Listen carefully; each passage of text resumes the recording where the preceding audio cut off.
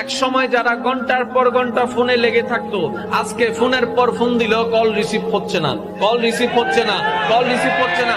একটা সময় সারাটা রাত যার আওয়াজ শোনার জন্য বসে থাকতো, আজকে মোবাইলটা বন্ধ করে ঘুমায় যাচ্ছে, তার সাথে কথা বলারও কোনো আগ্রহ জাগছে না।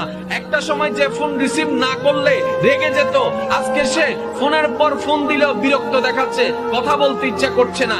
একটা সময় যেখানে সুখ খুঁজেছিল, আজকে সে জায়গায় রাতের পর রাত চোখের পানি দিয়ে বালিশ ভিজে যাচ্ছে, রাতের খাবার খাচ্ছে না, দিনটা অশান্ত হয়ে যাচ্ছে, অশান্তি হয়ে যাচ্ছে জীবন, দিন রাত পেরেশান হয়ে যাচ্ছে।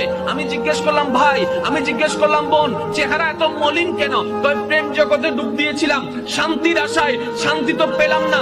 2 মাস পেলাম, 5 মাস পেলাম, 6 মাস পেলাম, এমনও অনেকে আছে আজকে প্রেম দিয়ে ব্ল্যাকমেইল করা হচ্ছে, ইজ্জত হরণ করা হচ্ছে, টাকা হরণ করা হচ্ছে, ইজ্জত হরণ করা হচ্ছে। কথা বলেন ঠিক না বেঠিক?